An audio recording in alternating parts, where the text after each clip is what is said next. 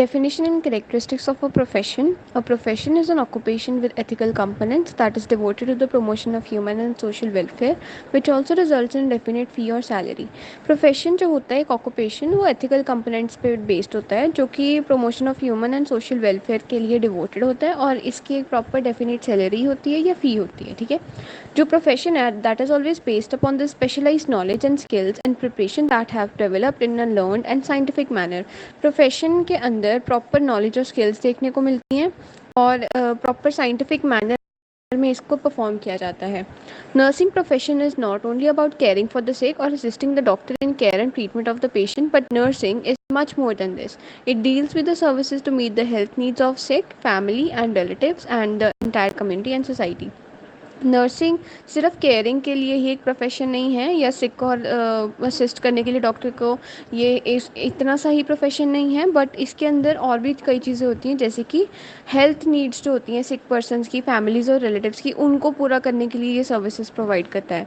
Profession एक तरह का ऑक्यूपेशन बेस्ड है on the academic study and training to provide skill services with ethical components for a definite fee or salary. A profession requires extensive education, knowledge, skill, and preparation.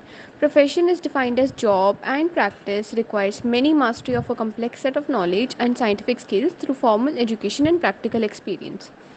ये था introduction कि किस तरह से हम profession को define करते हैं और नर्सिंग एक प्रोफेशन है तो उसमें क्या क्या चीज़ें होती हैं। आगे आता है प्रोफेशन की एक प्रॉपर डेफिनेशन जो कि ऑक्सफोर्ड डिक्शनरी ने दी थी। A profession is a paid occupation especially one that involves prolong training and formal education. Second definition Cambridge dictionary ने दी थी। Profession is any type of work that needs special training or a particular skill, often one that is respected because it involves high level of education. दो definitions हो गई।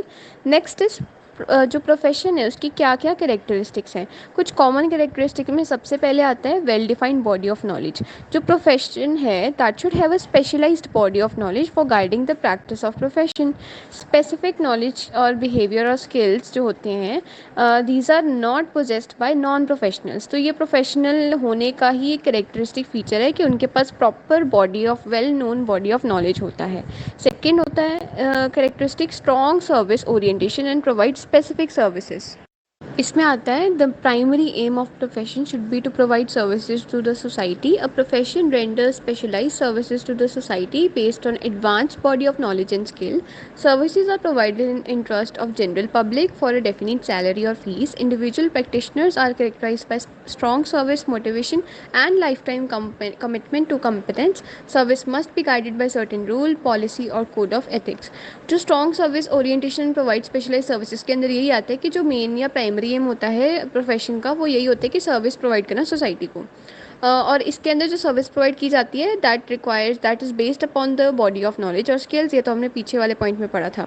Services जो हैं they are provided in the interest for a definite salary या fees और उसके लिए charges लिए जाते हैं।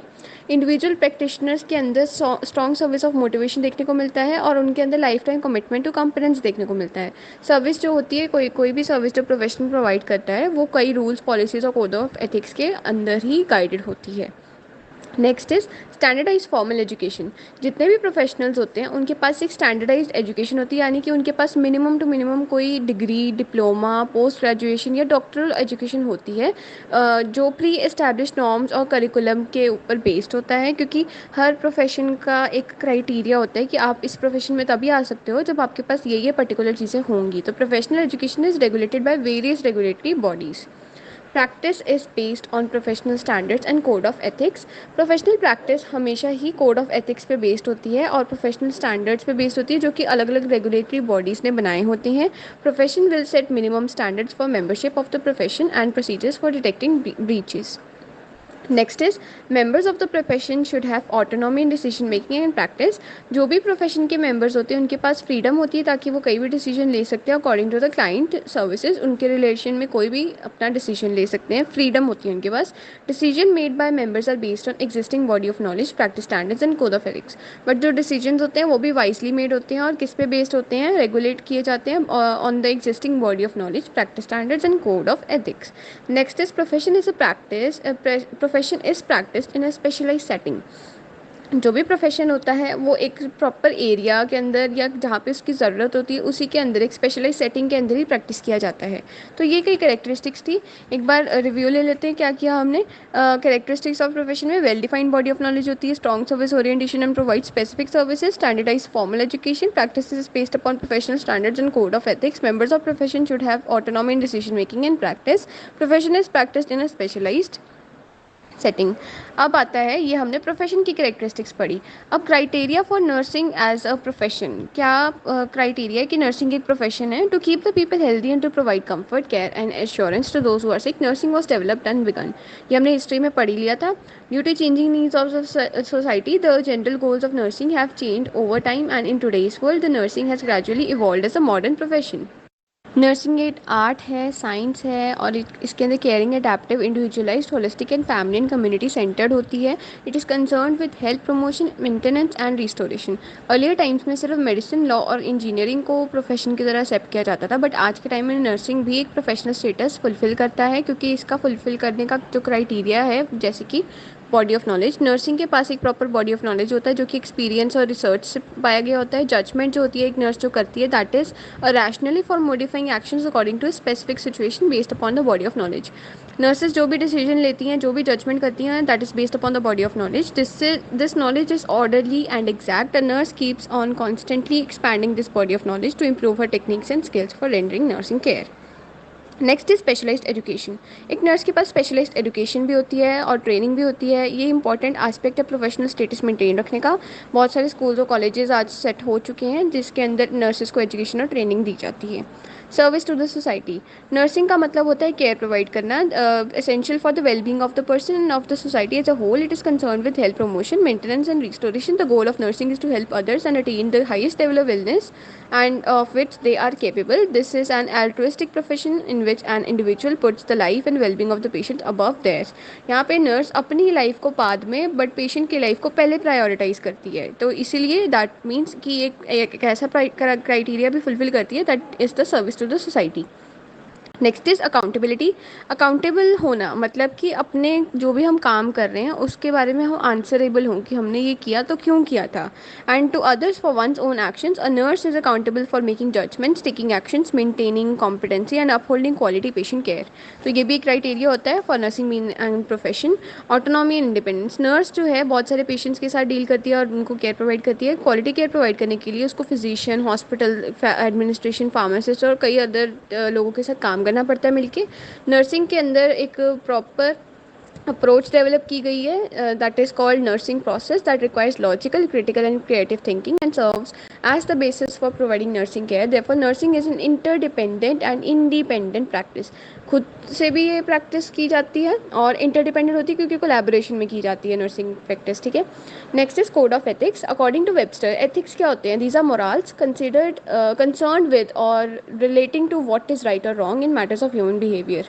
कोड ऑफ एथिक्स का मतलब होता है ऐसे मॉरल्स जो कि रिलेट करते हैं क्या सही है क्या गलत के साथ in the matter of human behaviour. Code of ethics से प्रोफेशनल स्टैंडर्ड क्रिएट की जाती है, एक फ्रेमवर्क है जिसके अंदर ही नर्स को रेंडर करनी पड़ती है अपनी केयर। जो भी वो केयर देती है वो कोड ऑफ एथिक्स के बेस पे ही देती है। नेक्स्ट है प्रोफेशनल लाइसेंस। नॉलेज होने के अलावा, ट्रेनिंग होने के अलावा नर्स के पास एक प्रोफेशनल लाइसेंस होना चाहिए प्रैक्टिस करने के लिए। तो लाइसेंस एक लीगल एक्टिविटी प्रोवाइड की जाती है कि नर्स के पास एक नेशनल लाइसेंशियर एग्जामिनेशन है, उसने वो पास करा है, इसीलिए वो क्वालिफाइड है अब नर्सिंग प्रैक्टिस करने के लिए। Next is representative organisation. बहुत सारे इंटरनेशनल नेशनल प्रोफेशनल एसोसिएशन हैं जिनके अंदर इंप्रूवमेंट ऑफ नर्सिंग प्रोफेशन की जाती है।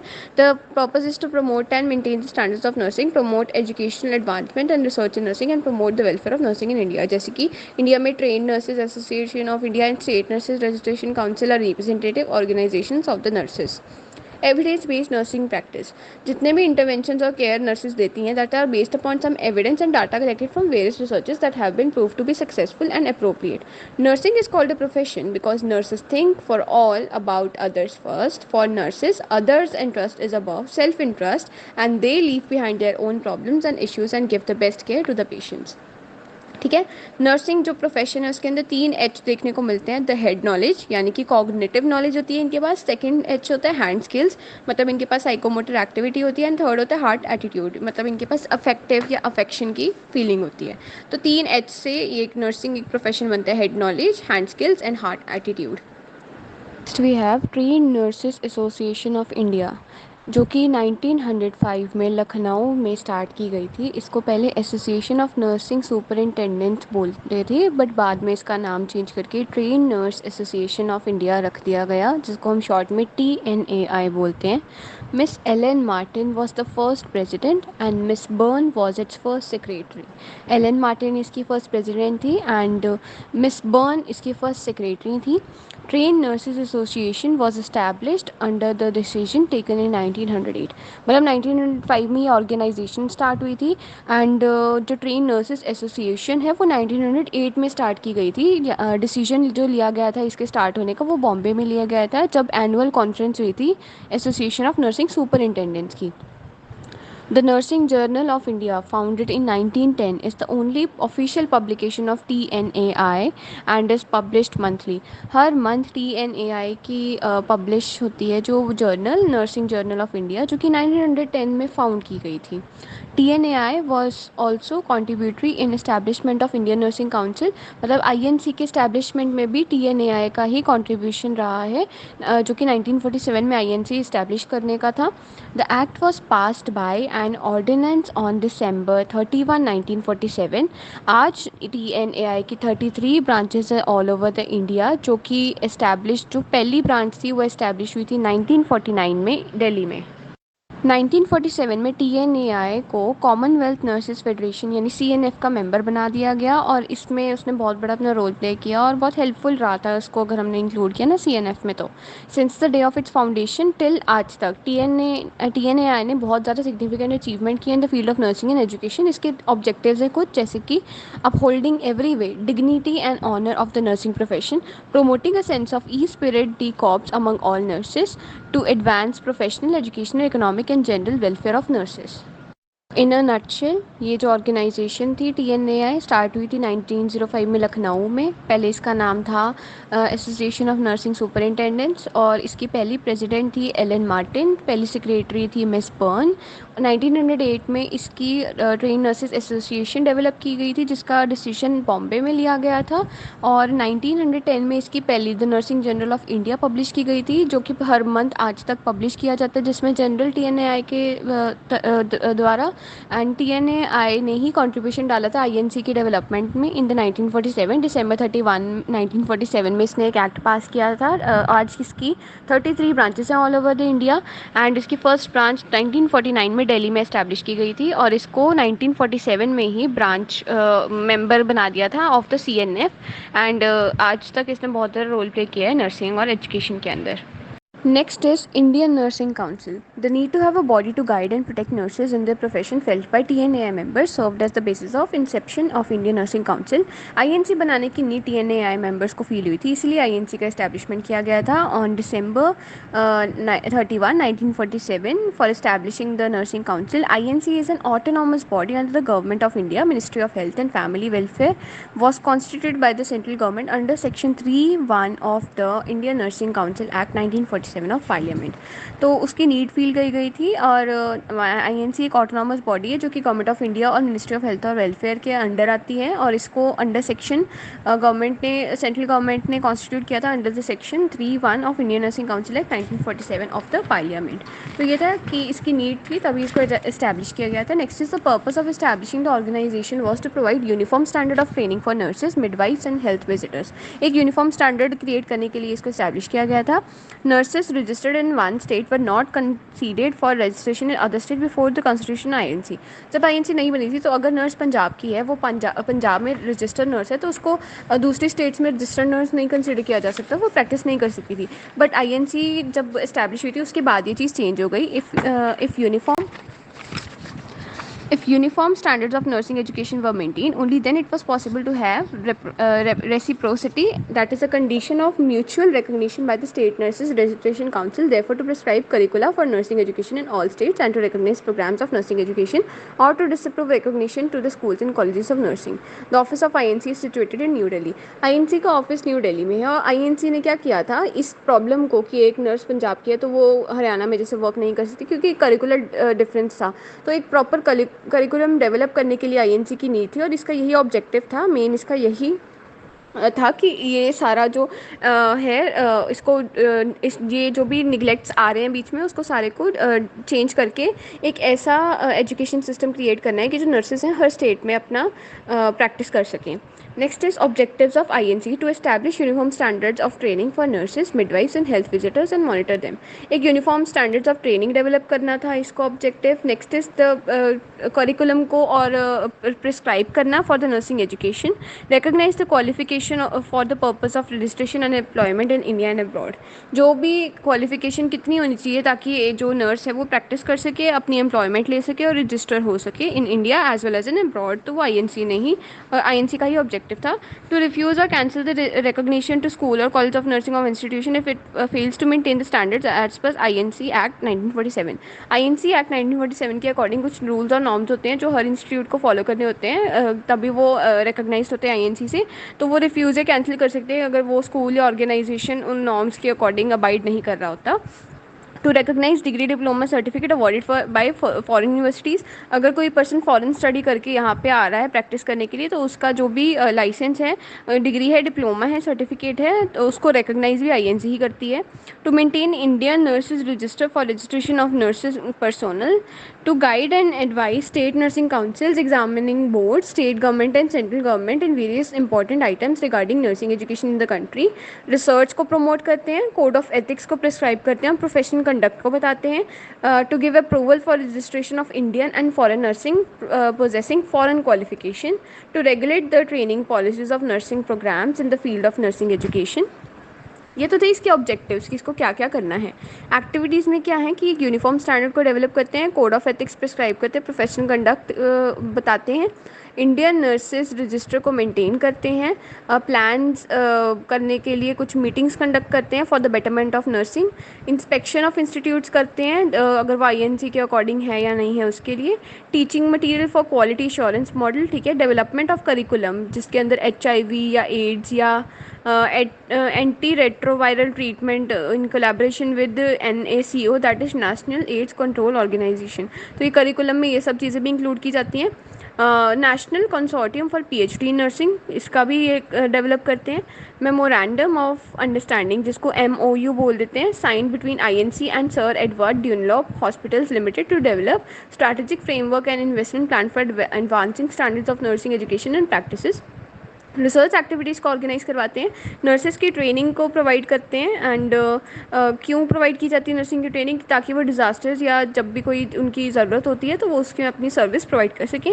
International migration of Indian nurses को भी ये रेगुलेट करते हैं, conducting various webinars, seminars and workshops. आगे आते हैं इसके कुछ मेंबर्स, ठीक है. तो मेंबर्स हैं state registration council, state and central health departments, military nursing services, Indian red cross society, university schools of nursing, health schools, post certificate schools, TNAI members, medical council of India, Indian medical association and members of parliament. तो ये इसके member representatives हैं INC के. तो एक hierarchy देखने को मिलती है, सबसे नीचे आता है ऑफिस स्टाफ, फिर आता है असिस्टेंट सेक्रेटरी, फिर deputy secretary, then joint secretary, then secretary, vice president and president. Okay, president जो होता है वो 5 ईयर्स के लिए इलेक्ट किया जाता है, ठीक है. नेक्स्ट हमारे पास आता है the international council of nurses. अभी तक हमने इंडियन नर्सिंग काउंसिल के बारे में देखा कि क्या क्या इसके ऑब्जेक्टिव्स होते हैं, क्यों इसकी नीड थी इसको डेवलप करने की, और क्या एक्टिविटीज़ कंट्रोल करते हैं, क्या कौन से इसके मेंबर रिप्रेजेंटेटिव्स होते हैं और इसमें कौन सी हायरार्की देखने को मिलती है. सिमिलरली एक इंटरनेशनल काउंसिल ऑफ नर्सेज भी होता है जो कि 1899 में मिसेस बेडफोर्ड फेनविक ने फाउंड की थी. तो इसीलिए she is the founder of India international council of nurses. ये एक non political self governing national nurses association है. ये ग्लोबल वॉइस ऑफ नर्सिंग है. फिर इसके भी कुछ ऑब्जेक्टिव्स होते हैं to promote the development of strong national nurses association, क्योंकि जो इंटरनेशनल काउंसिल ऑफ नर्सेज है वो नेशनल लेवल पे जो नर्सिंग ऑर्गेनाइजेशंस चल रही होती हैं उनको कंट्रोल करता है. तो hence it promotes the development of strong national nurses association to assist national nurses association to improve the standards of nursing education and practice, to assist national nurses association to improve the status of nurses within their countries, and to serve as the authoritative voice for nurses and nursing internationally. तो इसके जो objective है वो main यही है कि strong national nursing association की development को प्रमोट करता है और improves the standard of nursing education and practice and to improve the status of nurses. और साथ ही साथ ये एक इंटरनेशनली नर्सेज की आवाज़ उठाता है, उनकी वॉइस का काम करता है। इसकी कुछ एक्टिविटीज़ है जैसे कि ICN has publish the code of nurses, जो भी नर्सेज का कोड ऑफ कंडक्ट होता है या एथिक्स होता है वो ICN ही पब्लिश करता है।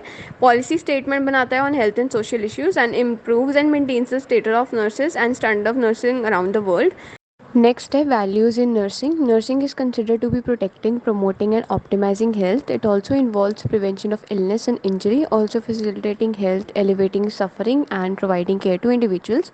ICN के according, International Code of Nursing के according, nursing encompasses autonomous and collaborative care of individuals of all ages, families, groups and communities, sick or well, in all settings. With the help of professional values, nursing profession has credited the legacy of caring behavior embodied by the nurses. अब values कई types की होती हैं, जैसे कि religious values जिसके अंदर हम स्ट्रेंथ ऑब्टेन करते हैं फ्रॉम रिलीजियस बिलीव्स, थियोरेटिकल जिसके अंदर हम ट्रूथ, रैशनैलिटी और रिस्पेक्टेबिलिटी की देखते हैं वैल्यू, पॉलिटिकल जिसके अंदर हम वैल्यूज़ पावर देखते हैं, इकोनॉमिक जिसमें values usefulness and practicability, aesthetic values beauty and harmony, social values human interaction, sympathetic and unselfish. तो ये कुछ टाइप्स ऑफ वैल्यूज़ हैं। और वैल्यूज़ क्या होती हैं, इनको अगर हम डिफाइन करें, दीज आर गोल्स और beliefs that we develop over a period of time and we reflect in our behaviour and it helps us for decision making. जो भी गोल या बिलीव हम over a period of time develop करते हैं और वो हमारे बिहेवियर में भी रिफ्लेक्ट करते हैं, उसी को हम वैल्यू बोलते हैं। पर्सनल वैल्यू जो होता है वो एक इंडिविजुअल अपने अंदर डेवलप करता है। फॉर एग्जाम्पल बीइंग ऑनेस्ट, ये एक पर्सनल वैल्यू है, ठीक है, या फिर बीइंग सेल्फ मोटिवेटेड, डिसिप्लिन, तो ये अपनी खुद की पर्सनल वैल्यू होती है। जैसे कि for example I should not take a bribe, मुझे ब्राइब नहीं लेनी है, तो वो भी मेरी खुद की पर्सनल वैल्यू है। वैसे ही प्रोफेशनल वैल्यूज़ होती हैं, दीज आर एक्वायर्ड वैल्यूज़, ये अपने पर्सनल वे में नहीं होती हैं, ये एक्वायर की जाती हैं जब हम सोसाइटी में निकलते हैं, सोशलाइजेशन करते हैं। जैसे कि नर्सिंग कोड ऑफ एथिक्स के अंदर हम देखते हैं कि किस तरह से प्रोफेशनल वैल्यूज़ होती हैं। For example, nurse always keeps the patients matter confidential, तो ये कुछ वैल्यूज़ होती हैं, एक्वायर करनी पड़ती हैं, ये पर्सनल वैल्यूज़ नहीं होती हैं। Next is value clarification. Value clarification, according to जो scientists थे, therefore value clarification of patient is essential. Ratz, Hadman and Simon 1966 और 1978 में इन्होंने वैल्यूइंग प्रोसेस बताया था। इनके according value is an outcome of process that requires the following. तो value कैसे निकलती है, वैल्यू कैसे बनाई जाती है, तो सबसे पहले choosing involves cognitive ability. Choice होती है जो कि हम करते हैं फ्रॉम फ्री विल, हमारी खुद की चॉइस होती है। For example, individual will not take bribe even if no one is watching, this is a choice made willingly. अब ब्राइब लेने को तो हम ले भी सकते हैं, बट हमारे खुद की वैल्यू, हमें पर्सनल वैल्यू हमें ये बताती है कि नहीं, we are not there to take bribe, ठीक है। तो ये हमारा फर्स्ट स्टेप होता है। चूजिंग इन्वॉल्व्स कॉग्निटिव एबिलिटी, हम अपनी इंटेलिजेंस, अपनी थिंकिंग से कोई फ्री चॉइस करते हैं अपने free will say. Then comes pricing and cherishing. The choice made makes the individual feel proud and happy, which is considered as pricing, and cherishing is done by publicly accepting it. Continuing the above example, हमने example ली थी कि bribe नहीं लेना। Individual may feel proud of not taking bribe and may express his choice as medal of honesty in front of others and seeking respect from others. तो एक तरह से अब हमने अपनी ये वैल्यू शो करके खुद को, हमको प्राइजिंग लगेगा, हमको अच्छा फील होगा, हैप्पी फील होगा, प्राउड फील होगा कि हमने ऐसा नहीं किया। और हम फिर आगे जब भी किसी को बताएंगे तो हमको सेंस ऑफ प्राइड फील होगी एंड एक मेडल ऑफ ऑनेस्टी का लगेगा कि हमको एक मेडल ऑफ ऑनेस्टी मिल चुका है। Next is affirming, acting and repeating. In this stage, the action or choices made will reappear. It's affirming. This becomes positive commitment and exhibited in the behavior repeatedly. अब अगर हमारे अंदर कुछ अच्छी values होती हैं, जैसे हमने अभी ब्राइब की वैल्यू देखी थी कि हम ब्राइब नहीं लेंगे, चाहे कोई देख रहा है चाहे कोई नहीं भी देख रहा, तो अगर हम ये बार बार रिपीट करते हैं और उसी के ऊपर अपना एक्ट करते रहते हैं, तो ये लास्ट स्टेप होता है अफर्मिंग, एक्टिंग एंड रिपीटिंग, और ये एक पॉजिटिव कमिटमेंट होती है। The valuing process helps the nurses to identify the patient values and enable to plan care accordingly so that there is no inadvertent collision of values between the caregiver and patient. अब आता है nursing के अंदर कुछ professional values होती हैं, जैसे कि एल्ट्रुइज्म। एल्ट्रुइज्म होता है अपने से ज़्यादा दूसरों की देखभाल करना। It is the intention of concern for others welfare and their wellbeing. Professional nurses reflected by caring for the patients health, beliefs, values, advocate on behalf of the patient. तो इस तरह से फर्स्ट प्रोफेशनल वैल्यू है। Second होती है autonomy. Autonomy होती है खुद के ऊपर अपना कॉन्फिडेंस रखना, अपने डिसीजंस के ऊपर खड़े रहना और अपने डिसीजंस खुद ले सकना। Autonomy is the ability to be self-dependent in terms of making decisions, especially related to the terms of health. Nurses in the practice exhibit autonomy by allowing patient to make decisions and seek information or right to deny for any procedure or make choices out of the given options. Third professional value है human dignity. Human dignity का मतलब होता है कि अपनी भी दूसरों की रिस्पेक्ट तो करना ही करना और अपनी रिस्पेक्ट को भी मेंटेन रखना, दूसरों की जो जो मैटर्स हैं उनको कॉन्फिडेंशियल रखना, उनकी प्राइवेसी को रिस्पेक्ट करना। It human dignity is dependent on the individual perception and dignity is maintain in sense of respect towards the other and for self. Human dignity is for the confidentiality of the patient and healthcare providers. Nurse exhibits the human dignity while providing care through her competency in maintaining privacy and confidentiality of the patient.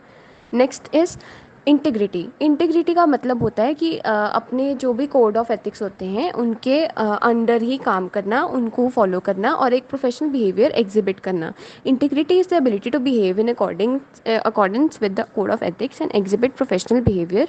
Nurses show this by strictly indulging in nurse patient relationship only and following the code of ethics like being honest, being responsible and maintain confidentiality etcetera. Next professional value है social justice.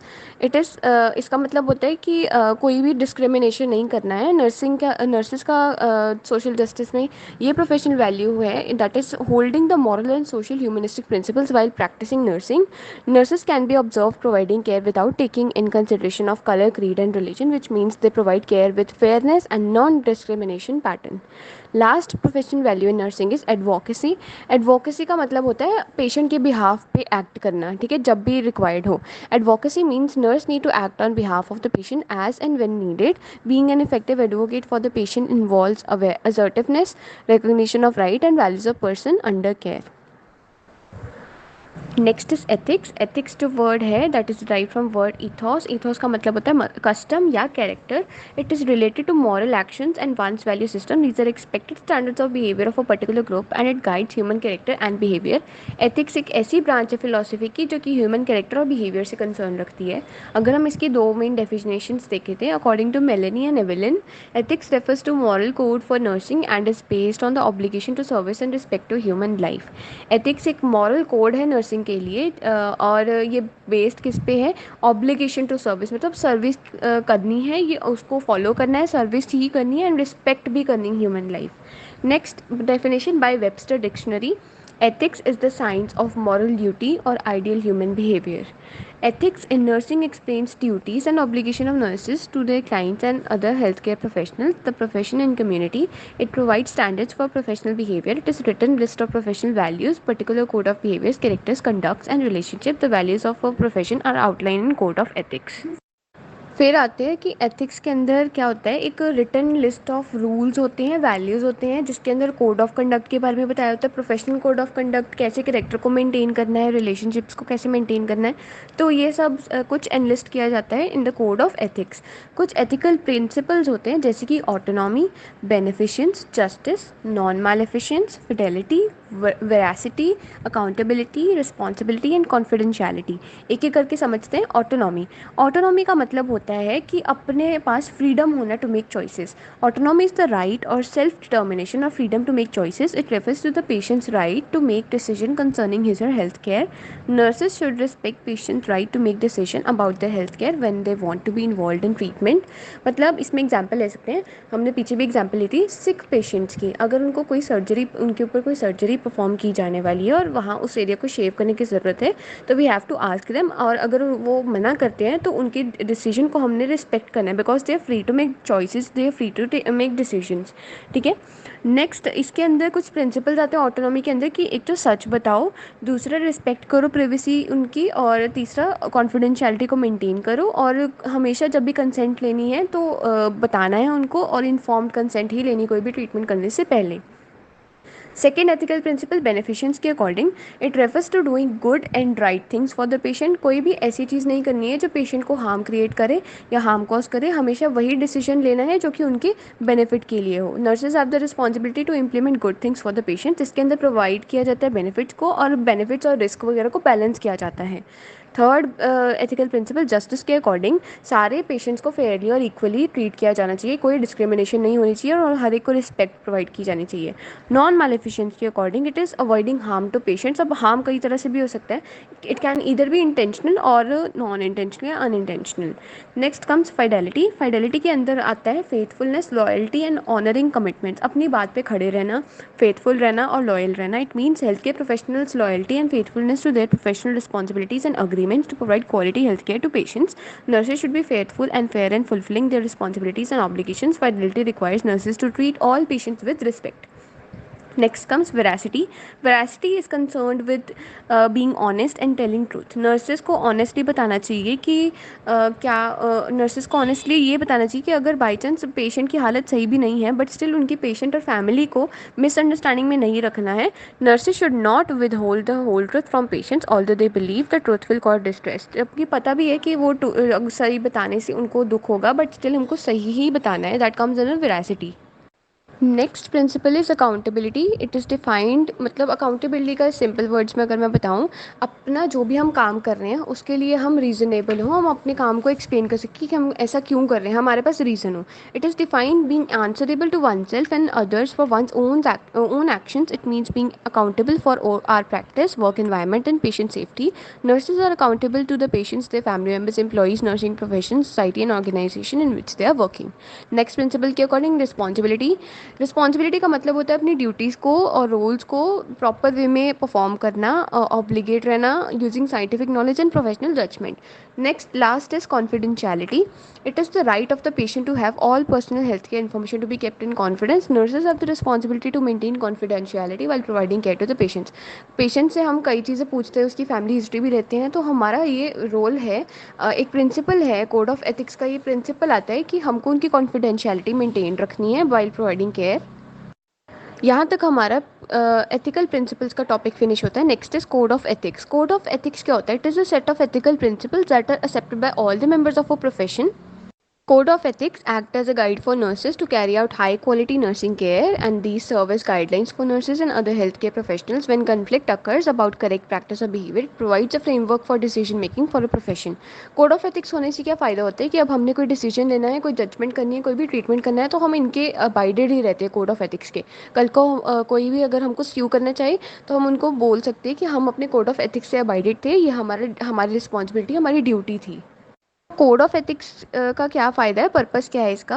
These provide standards for professional behaviour and inform the public about profession minimum standards, demonstrate nurses commitment to the public they serve, outline major ethical consideration of nursing, provide general guidelines for professional behaviour and professional development, protects the rights of individual family and community, reminds us of the special responsibility we assume in caring for the sick, basis for self-regulation and relationship with others, provide well-defined policy and procedures for dissolving ethical dilemma. Next topic is international council of nurses code of ethics. ICN के according code of ethics जो थे वो first adopt किए गए थे 1953 में, और इनको लेटेस्ट रिवीजन मिली थी इन 2012। तो आईसीएन कोड ऑफ एथिक्स के 4 मेन प्रिंसिपल एलिमेंट्स होते हैं that outline the standards of ethical conduct.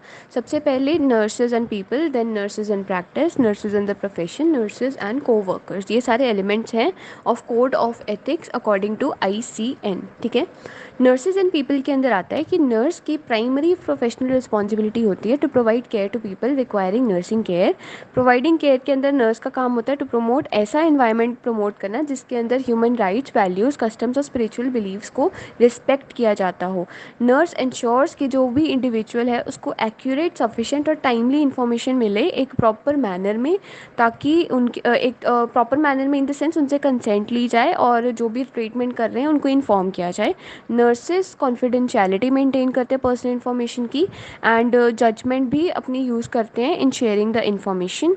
The nurse shares with society the responsibility for initiating and supporting action to meet the health and social needs of the public in a particular of those of vulnerable population. जिस population पे ज़्यादा risk रहता है, chance of risk रहता है, तो nurse की responsibility रहती है कि इनिशिएट करना और ऐसे एक्शंस को सपोर्ट करना ताकि हेल्थ जो है वहाँ की मेंटेन की जा सके। नर्स का काम होता है एडवोकेट करना for equity and social justice in resource allocation. कई बार ऐसा होता है कि नर्स को एडवोकेट का काम करना पड़ता है। नर्स एंड पीपल के अंदर ये भी एक पॉइंट मेंशन करना ज़रूरी है कि वो कोई भी तरह का उसको लगता है कि कोई चीज़ गलत हो रही है, तो she can act as a lawyer, act as an advocate. The nurse demonstrate professional values such as respectfulness, responsiveness, comparison, trustworthiness and integrity. ठीक है, नेक्स्ट आता है नेक्स्ट कोड ऑफ कंडक्ट आता है, element of code of conduct according to ICN, nurses and practice. The nurse carries personal responsibility and accountability for nursing practice. क्योंकि हमने ये देखा कि नर्स की अपनी रिस्पॉन्सिबिलिटी, अपनी ड्यूटीज़ होती है परफॉर्म करने के लिए, अकाउंटेबिलिटी होती है यानी कि वो जो भी परफॉर्म करे उसके लिए वो खुद आंसरेबल होती है for nursing practice, and for maintaining a competence by continual learning. ठीक है, nurse maintains a standard of professional health care such that the ability to provide care is not compromise. मतलब एक स्टैंडर्ड होता है हमारा, nurses का एक standard maintain होता है कि कोई भी कॉम्प्रोमाइज़ नहीं होना चाहिए जब भी हम हेल्थ केयर प्रोवाइड कर रहे हो। Nurse uses judgment regarding individual competence when accepting and delegating responsibility. The nurse at all times maintains standards of professional conduct which reflect well on the profession and enhance its image and public confidence. Nurse के अंदर एक nurse की quality होती है to maintain हर code of conduct. तो उनका code of conduct जो नर्स का होता है वो हमेशा राइट रहता है और maintain the standard of personal conduct, जो कि अगर ऐसा करने से क्या होता है उसका एक कॉन्फिडेंस क्रिएट हो जाता है और एक वेल डिफाइंड इमेज क्रिएट हो जाती है इन द प्रोफेशन। ठीक है, the nurse in providing care ensures that the use of technology and scientific advances are compatible with safety, dignity and rights of people. Nurse का काम होता है जब भी वो केयर प्रोवाइड करे कि जितने भी उसके आसपास डिवाइसेस होते हैं, साइंटिफिक डिवाइसेस या टेक्नोलॉजी होती है, उनको सेफ्टी से और प्रॉपरली यूज़ किया जाए और राइट्स ऑफ पीपल भी हार्म ना हो इसमें। The nurse strives to foster and maintain a practice culture promoting ethical behaviour and open dialogue. ठीक है, नेक्स्ट कोड आता है code of ethic according to ICN, nurses and profession. इसके according the nurse assume the major role in determining and implementing acceptable standards of clinical and nursing practice, management, research and education.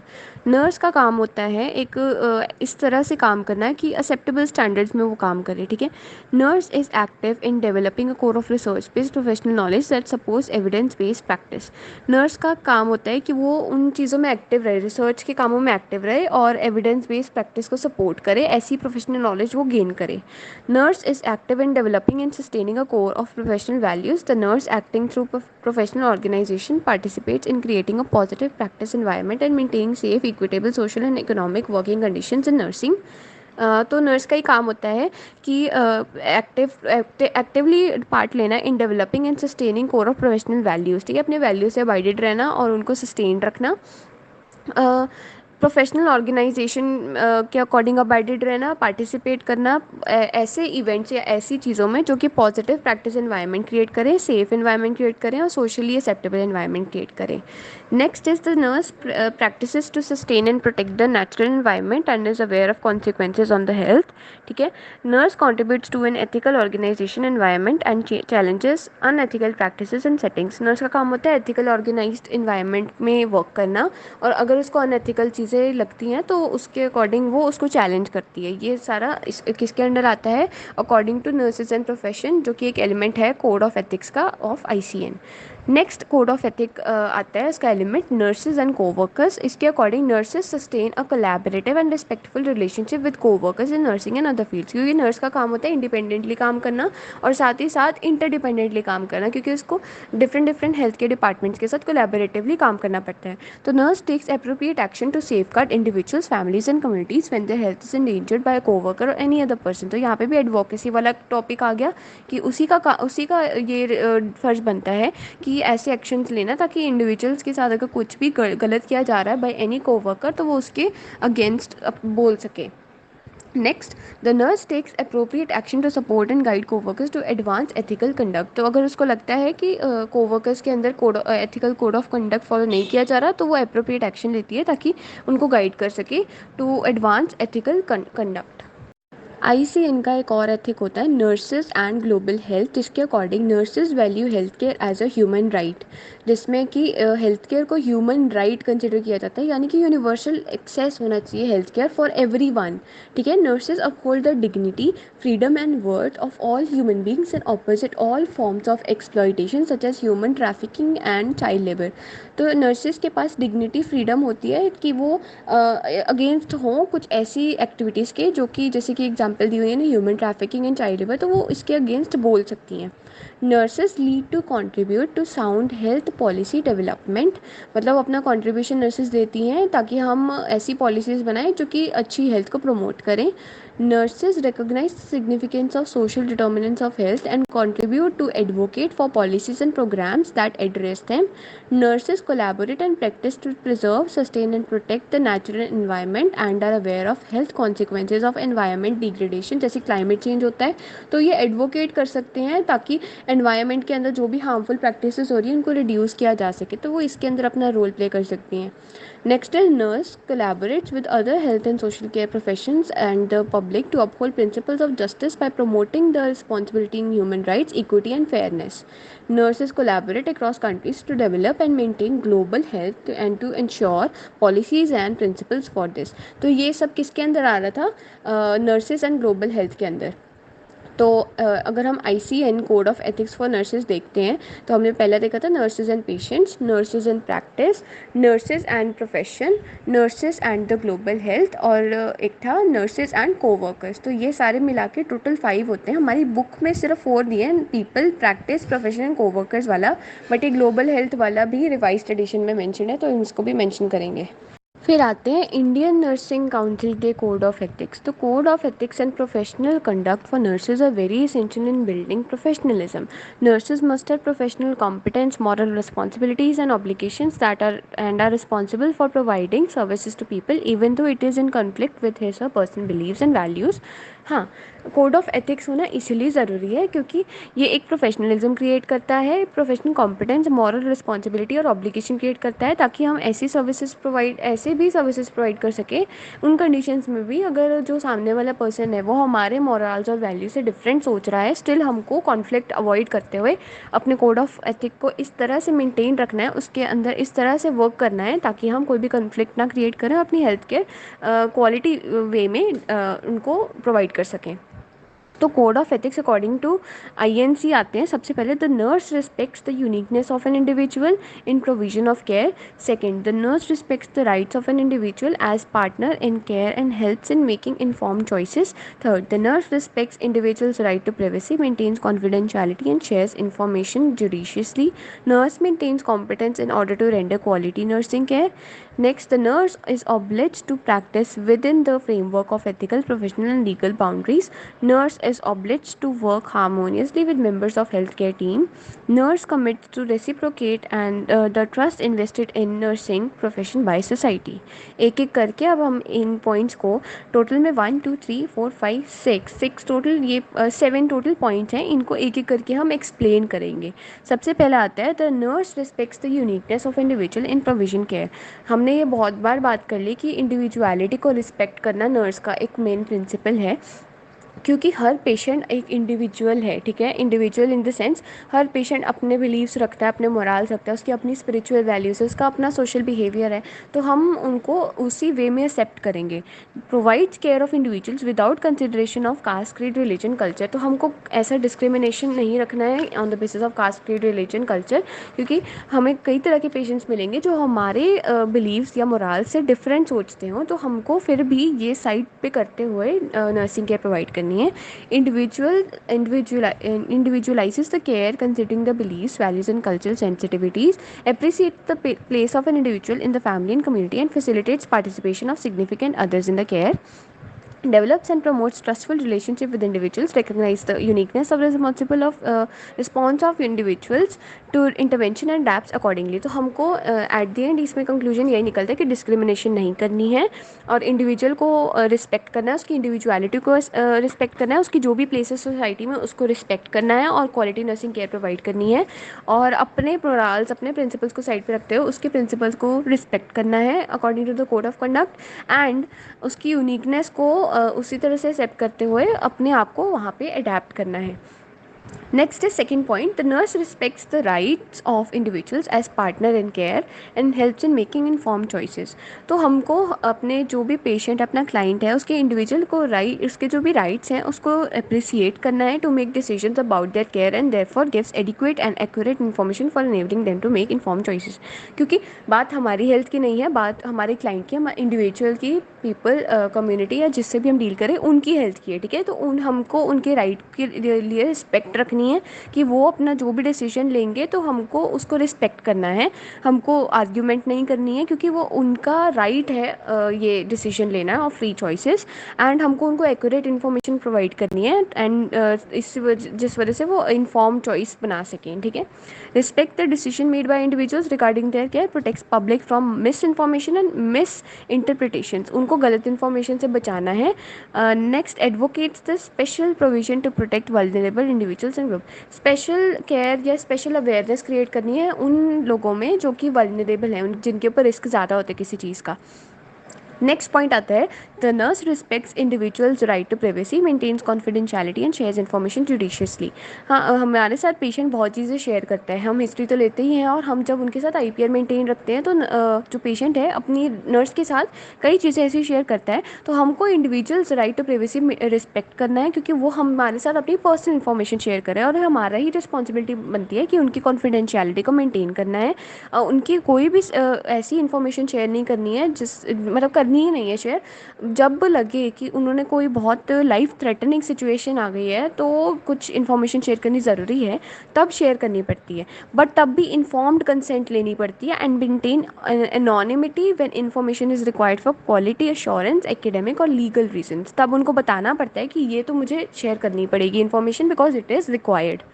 Limits the access to all personal records written and computerise to authorise persons only, किसी को भी ऐसे ही नहीं किसी अपने client का case पकड़ा दिया जाता है, उनके जितने भी डॉक्यूमेंट्स या उनके जितने भी हमने चीज़ें स्टोर करनी होती है वो ऑथराइज लोगों को ही दी जाती हैं. नेक्स्ट पॉइंट आता है nurse maintains competence in order to render quality nursing care. Nursing care must be provided only by the registered nurse. ये तो हमको पता ही है कि क्वालिफाइड नर्स जो कि एक्सपीरियंस्ड हो उसी को नर्सिंग केयर प्रोवाइड करनी होती है. Nurse tries to maintain quality nursing care and upholds the standards of care. Nurse values continuing education, initiates and utilises all opportunities for self development. ऐसा नहीं है कि नर्स ने एक बार डिग्री कंप्लीट कर ली तो उसके बाद वो कुछ सीखेगी नहीं, उसको जब भी वो वर्क कर रही हो तो उसको साथ साथ में अपनी नॉलेज को इन्हांस करते रहना है और क्वालिटी नर्सिंग केयर को मेंटेन रखना ही रखना है, अपनी एजुकेशन को आगे कंटिन्यू रखना है और सेल्फ डेवलपमेंट भी कंटिन्यू रखनी है. Nurse values research as means of development of nursing profession and participates in nursing research adhering to ethical principles. और एक्टिवली पार्टिसिपेट करना होता है अपनी सेल्फ डेवलपमेंट के केस में, अब एक्टिवली पार्टिसिपेट करते हैं रिसर्च के अंदर. Next point is the nurse is obliged to practice within the framework of ethical, professional and legal boundaries. तो हमने अभी कोड ऑफ एथिक्स पढ़े थे, तो कोड ऑफ एथिक्स का क्या मोटिव था कि ये गाइडलाइन प्रोवाइड करते हैं कि नर्स को इसके अकॉर्डिंग ही वर्क करना है क्योंकि फिर ये हमको किसी भी लीगल एस्पेक्ट से कोई भी हमको आगे कोई भी ऐसी कंडीशन आती है जिसमें हम अपने आप को प्रूव करना चाहें तो ये हम प्रूव कर सकते हैं. हम अपने कोड ऑफ एथिक्स के अकॉर्डिंग ही वर्क कर रहे थे, हमारा प्रोफेशनलिज्म मेंटेन रहता है, लीगल बाउंड्रीज मेंटेन रहती हैं. तो adheres to code of ethics and code of professional conduct for nurses in India developed by INC familiarizes with the relevant laws and practices in accordance with the laws of the state. ठीक है, next point आता है nurse is obliged to work harmoniously with members of health care team. क्योंकि हम इंटरडिपेंडेंटली भी work करते हैं, independently भी वर्क करते हैं, तो हमको हारमोनियसली वर्क करना पड़ता है, सबके साथ मिलकर काम करना पड़ता है क्योंकि हमारा मेन काम क्या है, हेल्थ केयर प्रोवाइड करना. तो appreciates the team efforts in rendering care, cooperates, coordinates and collaborates with members of health team to meet the needs of people. Last point आता है, nurse commits to reciprocate the trust invested in nursing profession by society, क्योंकि हमारा etiquettes जो होते हैं, personal etiquettes होते हैं, वो proper रखने पड़ते हैं और demonstrate professional attributes in all dealings. तो हमको एक trust maintain रखना पड़ता है to maintain our nursing profession in the society. Next comes legal aspects in nursing. तो लीगल रिस्पॉन्सिबिलिटी का बहुत बड़ा रोल है नर्सिंग में, क्योंकि नर्सिंग के पास एक मतलब ज़रूरी है कि उनको अंडरस्टैंडिंग हो लॉ की। Nurses must be knowledgeable about legal boundaries of their practice in order to provide safe, competent and high quality nursing care. Nurses are accountable for their professional judgement and actions. अब आता है nursing law को किस तरह से define करें। It is defined as the rule of conduct, executive orders, regulations and legal precedents which have their objective promotion and protection of individual and community by nursing practice. अब purpose of law in nursing. तो nursing में law पढ़ने का क्या क्या purpose है। सबसे पहले provides a framework for nursing actions, हमको किस तरह से एक्ट करना है उसका एक फ्रेमवर्क प्रोवाइड किया जाता है। Second, helps to maintain standards of nursing practice, हमारे स्टैंडर्ड्स को मेंटेन करते हैं। Third, it helps to establish boundaries for nursing autonomy in nursing actions, कि हम वही चीज़ें करें जिसके लिए हम आंसरेबल हों, तो एक बाउंड्री क्रिएट करता है। Next, helps to protect nurses from liabilities. ठीक है, तो ये चार पर्पसेस हैं कि हम लॉ क्यों पढ़ते हैं नर्सिंग में। अब लॉ कई तरह के होते हैं, जैसे कि पब्लिक लॉ। पब्लिक लॉ सिर्फ स्टेट और सिटीजन्स के बीच की रिलेशनशिप से कंसर्न होता है। कॉन्स्टिट्यूशनल लॉ जो है स्टेट और judgemental law of the country, मतलब स्टेट और सेंट्रल लॉज के बीच में होता है कॉन्स्टिट्यूशनल लॉ, जिसके अंदर स्टेट जो है it is assumes the supremacy of law in the functioning of the state and decides the structure of the state, its power and duties.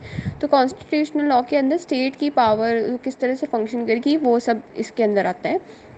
Administrative law, administrative law जो है जितने भी managerial procedures होते हैं, and it defines the powers of administrative agencies. जितने भी administrative agencies होती हैं ना, उनके लॉज जो होते हैं वो एडमिनिस्ट्रेटिव लॉज होते हैं। These laws are enforced by executive branch of the government that regulates international trade, pollution, taxation et cetera. Next है क्रिमिनल लॉज। क्राइम एक ऐसा एक्शन है जो कि पनिशेबल है by the state by fine और imprisonment. Criminal law is related to crime. It defines criminal offences, कि बताता है कि ये करते हो तो ये क्रिमिनल ऑफेंस है, उनके लिए पनिशमेंट सेट करता है, पेनल्टी सेट करता है और आउटलाइन सेट करता है कि ये रूल्स क्या होंगे रिगार्डिंग क्रिमिनल ऑफेंसेस। तो इससे एक सेफ्टी इंश्योर की जाती है और वेलफेयर ऑफ पब्लिक के लिए ये बनाए गए होते हैं। नेक्स्ट है सिविल लॉ, ये इसको प्राइवेट लॉ भी बोल देते हैं। लीगल राइट्स जो होते हैं हमारे फंडामेंटल राइट्स हैं, उनको ये सेफ गार्ड करता है। Categorised into contract law and tort law. तो हम टॉर्ट लॉ को आगे डिटेल में पढ़ेंगे। जैसे कोई भी डाइवोर्स प्रोसीडिंग्स होती हैं, चाइल्ड कस्टडी प्रोसीडिंग्स होती हैं, प्रॉपर्टी डिस्प्यूट होते हैं, तो वो सिविल लॉ या प्राइवेट लॉ के अंदर आते हैं। Next is contract law. Contract law के अंदर these contains the set of rules governing creation and enforcement of agreement between two और मोर पार्टीज़। जब एक या दो पार्टीज़ के बीच में कॉन्ट्रैक्ट किया जा रहा हो, एग्रीमेंट करवाई जा रही हो, तो वो लॉ जो होता है वही कॉन्ट्रैक्ट लॉ के अंदर आता है। तो अब ये थे कुछ टाइप्स ऑफ लॉज। अब हमारे पास एक टॉपिक आता है क्रिमिनल और सिविल लॉ में क्या क्या फ़र्क है। तो क्रिमिनल लॉ हमने देखा था रिलेटेड टू क्राइम होता है, उसके लिए बाउंड्री सेट करता है, उनके लिए पनिशमेंट सेट करता है और बताता है कि क्या कौन सी चीज़ क्राइम होती है। Criminal law is related to crimes that negatively affect the society as a whole. These criminal laws are set up by the parliament to prevent the breach of conduct and that are harmful towards the whole of the society. In the case of criminal law, person found guilty is punishable by imprisonment, fine or in some occasions death penalty। जबकि ये तो था criminal law. Civil law है वो सिर्फ private right of individual से deal करता है। जो पनिशमेंट है वो इतनी हार्श नहीं होती, इसके अंदर कंपनसेशन होती है फॉर एनी इंजरी या डैमेज। तो यहाँ तक थे टाइप्स ऑफ लॉ। एक हमने पढ़ा था सिविल लॉ या प्राइवेट लॉ के अंदर दो तरह के लॉज आते हैं, कॉन्ट्रैक्ट लॉ और टॉर्ट लॉ। कॉन्ट्रैक्ट लॉ तो यही था कि दो पार्टीज के बीच में अग्रीमेंट करवाने के बीच में जो भी लॉ आता है। टॉर्ट लॉ को हम आगे प्रॉपरली पढ़ते हैं। तो tort, what is tort? Wrong committed by individual against another person और पर्सनस प्रॉपर्टी। जब हम किसी के लिए इंटेंशनली या अनइंटेंशनली गलत करते हैं तो वो टॉर्ट लॉ के अंदर आता है। तो इसमें चार एसेंशियल्स होते हैं टॉर्ट के, चार एसेंशियल्स: एक्ट और emission. A person must not have done some acts which he is expected to do, or he must have failed in his duties. Wrongful act आता है next, that is wrongful act or omission must be recognized by law. Legal damage and then legal remedy, it must give rise to legal remedy in the form of action or damage. पहले तो किसी ने वो act किया हो, दूसरा तो कि वो जो एक्ट किया गया है वो गलत एक्ट हो जो कि लॉ रिकॉग्नाइज करे, और कई लीगल डैमेज क्रिएट हुआ हो, और लीगल रेमेडी यानी कि अब उसको एक्शन किया जाए उसके अगेंस्ट, या कोई damage in the form of damage उसको मतलब जवाब देना, ठीक है। तो ये चार एसेंशियल्स है टॉर्ट के। दोबारा रिपीट करते हैं, एक्ट और emission, wrongful act, legal damage, legal remedy. Act or omission में person ने कुछ ऐसा किया हो which he is expected to do or he must have failed in his duties. Wrongful act या omission must be recognized by law. Legal damage, legal remedy, it must give rise to legal remedy in the form of action or damage.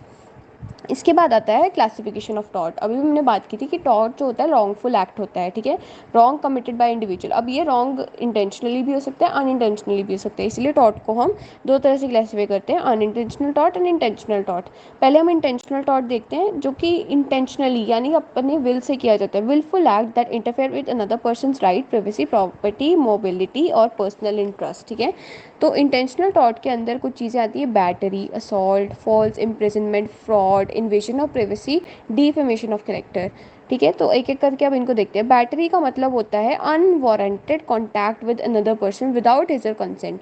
वैसे normally अपने से 2 metres की दूरी पे ही किसी के साथ कॉन्टैक्ट मेंटेन रखना चाहिए, बट अगर कोई हमारे से बिना हमारी कंसेंट लिए उस बाउंड्री को तोड़ता है और हमारे ज़्यादा क्लोज आता है, for example performing procedures without consent of the patient, physically restraining patient against his her will, तो ये बैटरी के अंदर आती है, ये एक इंटेंशनल टॉर्ट कंसिडर किया जाता है। Next is assault. असॉल्ट के अंदर कोई भी हार्म, फिजिकल या साइकोलॉजिकल हार्म क्रिएट किया जाता है, जिससे कि जो बंदा होता है जिसके ऊपर ये किया जा रहा होता है वो डरता है, ठीक है। पेशेंट ना, जैसे हमारे केस में तो पेशेंट वो डरता है। इट इज़ एन अटेम्प्ट और intentional threat to make harmful और offensive contact with another individual. For example, अगर हम किसी को इंजेक्शन लगाना चाह रहे हैं, जो नर्स है फिर उनको थ्रेट देती है कि अगर आप ऐसा नहीं करोगे तो मैं आपके साथ ऐसा करूँगी, तो ये काइंड ऑफ ये असॉल्ट होता है। Next comes false imprisonment. ये तब होता है, false imprisonment is restraining, hindering और restricting a person's freedom of movement using a restraint without an order is consider as false imprisonment. कई बार कई केसेस में हमको पेशेंट को रिस्ट्रेन करना पड़ता है, बांध के रखना पड़ता है। तो अगर हम इन द नेगेटिव वे, मतलब कि अगर हम उनको उनसे कंसेंट लिए बिना उनके साथ ऐसा करते हैं, तो ये भी फॉल्स इम्प्रिजनमेंट के अंदर आता है। Use of restraints are not considered as false imprisonment when it is used to maintain safety of unconscious or disoriented patient. हाँ, कई केसेस में तो हमको ये करना ही पड़ता है, बट अगर हम इसका मिसयूज़ करते हैं रिस्ट्रेनमेंट का, रिस्ट्रेन करने का, तो ये आता है फॉल्स इम्प्रिजनमेंट के अंदर। नेक्स्ट आता है ट्रेसपास। ट्रेसपास के according unauthorised entry into another person's land और unauthorised handling of property of another person, किसी की प्रॉपर्टी में इन्वेट कर जाना, उसको ट्रेसपास में कंसिडर करते हैं, ये भी इंटेंशनल टॉर्ट है। डिफेमेशन, किसी के इमेज ख़राब करना, किसी इंडिविजुअल के बारे में फॉल्स स्टेटमेंट देना वर्बल वे में या in the to a third person, जिससे कि उस बंदे की रेपुटेशन ख़राब हो, तो ये डिफेमेशन में आता है। इसमें दो चीज़ें आती हैं, स्लैंडर एंड लाइबल। स्लैंडर होता है ओरली उसको डिफेम करना, और लाइबल होता है रिटन वे में उसको डिफेम करना।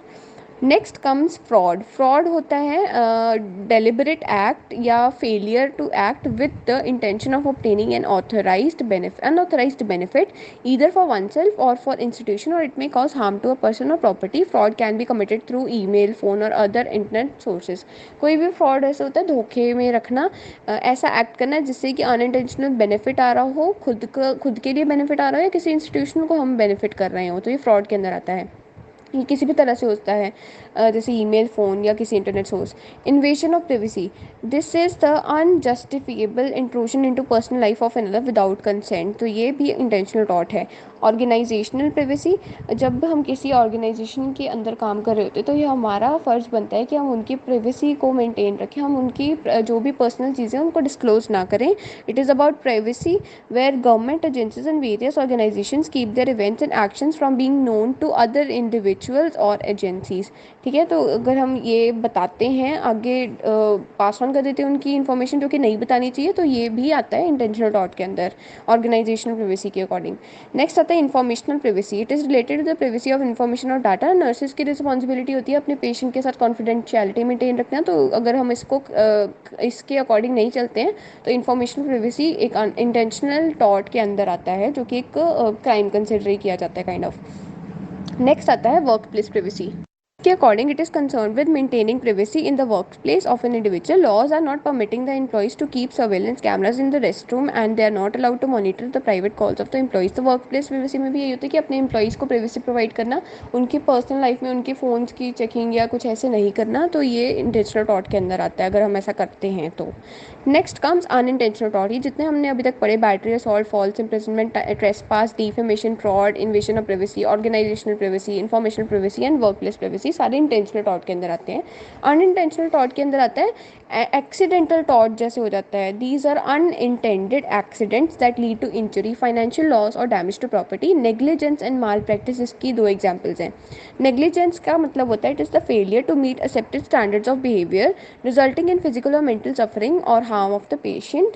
Negligence is defined as the omission of an act that a reasonable and sensible person would do in a similar situation or something reasonable person would not do.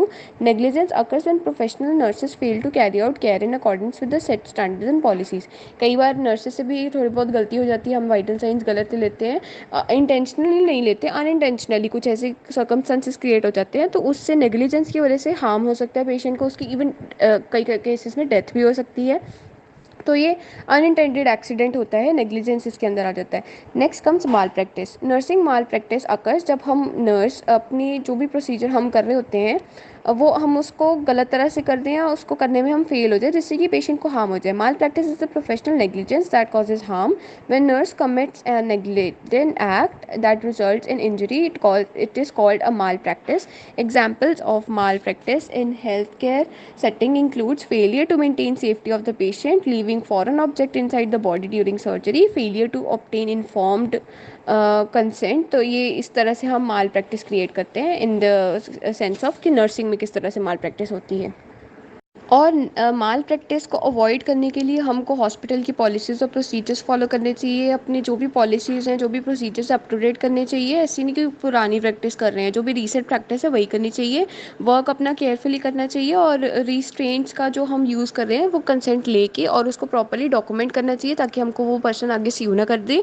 जो भी steps हैं वो properly करने चाहिए and provide a safe environment for the patient. और जो भी हम काम कर रहे हैं उसका क्या रिजल्ट निकला वो भी इवेलुएट करके डॉक्यूमेंट करना चाहिए। Next comes legal safeguards in nursing. Legal safeguards are there to protect nurses in a professional practice, जिसके अंदर हमारे पास कुछ चीज़ें आती हैं जैसे licensure, good Samaritan law, standards of care, informed consent, documentation and standing orders. Licensure के अंदर आता है जितनी भी नर्सेज प्रैक्टिस कर रही हैं उनके पास वैलिड लाइसेंस होना चाहिए जो कि रिकॉग्नाइज होना चाहिए by SNRC, state nursing registration council या इंडियन नर्सिंग काउंसिल की। ठीक है। Next comes good Samaritan law. Good Samaritan law जिसके अंदर डॉक्टर्स और नर्सेज को एक लायबिलिटी मिलती है कि वो अपनी इमरजेंसी केसेस में केयर प्रोवाइड कर सकें। Next comes standards of care. Nursing standard is a statement of desired level of nursing care necessary to achieve favorable outcome for the patient. These standards are used to evaluate quality of care provided, and by establishing standards of practice, nursing can work efficiently and effectively and safely.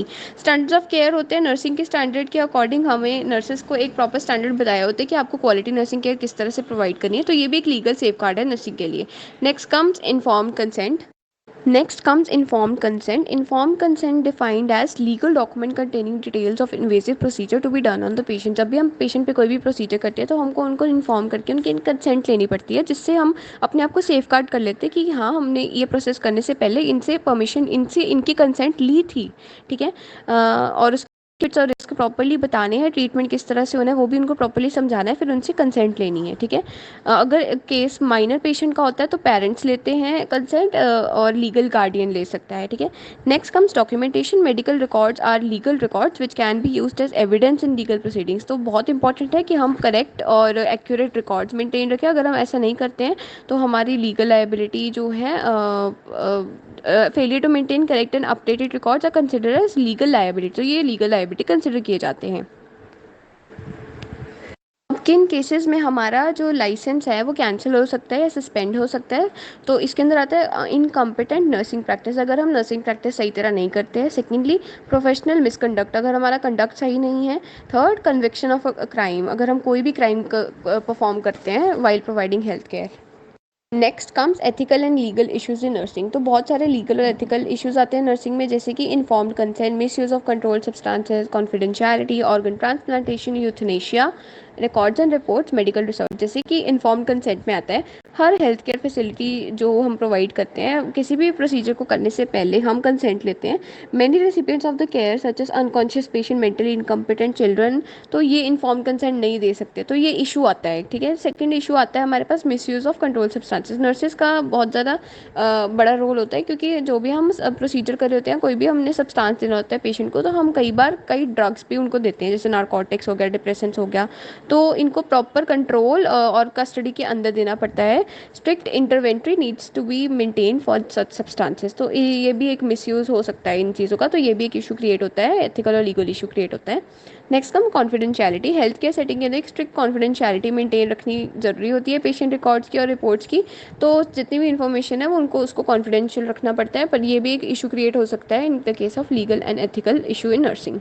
Next comes organ transplantation. जब भी organ donate करना होता है तो बहुत सारे laws और medical criteria होता है। नर्सेज की रिस्पॉन्सिबिलिटी होती है कि उस पेशेंट को एजुकेट करे और काउंसिल करे कि उसने जिसने भी ऑर्गन डोनेट करना होता है। Transplantation of human organ act जो THOA के अंडर आता है, वो 1994 के अंदर पास हुआ था, जिसके अकॉर्डिंग ऑर्गन डोनेशन और ट्रांसप्लांटेशन एक्टिविटी को रिस्ट्रक्चर किया गया था। तो ऑर्गन ट्रांसप्लांटेशन भी एक इशू इन नर्सिंग होता है। Next come euthanasia. यूथनेशिया होता है mercy killing. In order it is the deliberate action taken with the intention of ending a life in order to relieve persistent suffering. Nurses should have adequate knowledge regarding various laws governing euthanasia.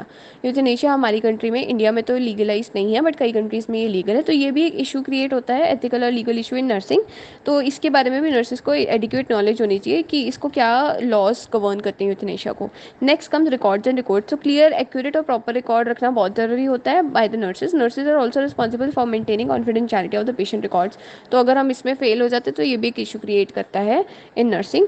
Next come medical research. Medical research के अंदर research बहुत बड़ा role play करती है, क्योंकि हम जो nursing care provide करते हैं वो एविडेंस बेस्ड प्रैक्टिस होती है। ठीक है, तो रिसर्च से ही पता लगता है कि क्या चीज़ सही थी, क्या चीज़ गलत है और इसमें क्या चीज़ सुधारने वाली है। ठीक है, various ethical issues have to be considered while doing research in nursing to protect human rights. Institutional ethics committee has to be in formulated and ethical clearance should be taken for conducting any research involving human subjects. ऐसे नहीं research की जाती है, एक proper committee बैठती है हमारी institution और ऑर्गेनाइजेशन की, जो कि डिसाइड करती है कि हाँ आप ये रिसर्च कर सकते हो। और कोई भी रिसर्च करने से पहले हम पेशेंट से भी ये बात पूरी क्लियर करते हैं कि आपके ऊपर रिसर्च करने वाली है, तो आपको कोई इशू ना हो।